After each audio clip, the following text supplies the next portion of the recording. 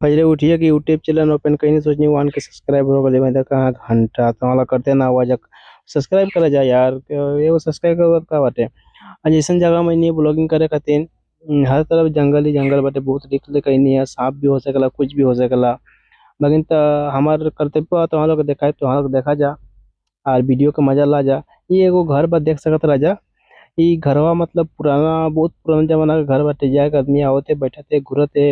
लेकिन अभी वो दिन कहाँ बाटे भैया अभी सबको लागल पैसा कमाए के चक्कर में और सबको लागल पक्का घर बनाए बिल्डिंग बनाए में केहू महल बनाए में लागल बाटे। और हमार नियर आदमी तो ये कुल में तो अच्छा लागेला। कोनो बात ना वीडियो के मजा ला जा। ये देखत जा फूल के बगान यहाँ के फोटो सोटो उठा जा बहुत मजा लगी बहुत सुंदर लगी देखे में। हम अइनी यहाँ के फोटो वोटो उठनी है एकले एकले का करबा। मैंने हम जाके बहुत सुकून लागल हमके को वीडियो बननी है फोटो बननी है बहुत अच्छा लागला। तो तुम्हारा के वीडियो के में ये बोले चाहते नहीं वीडियो ये जो खत्म हो जाला बाटे बस ये हो जाए गेट पर हम जाते नहीं।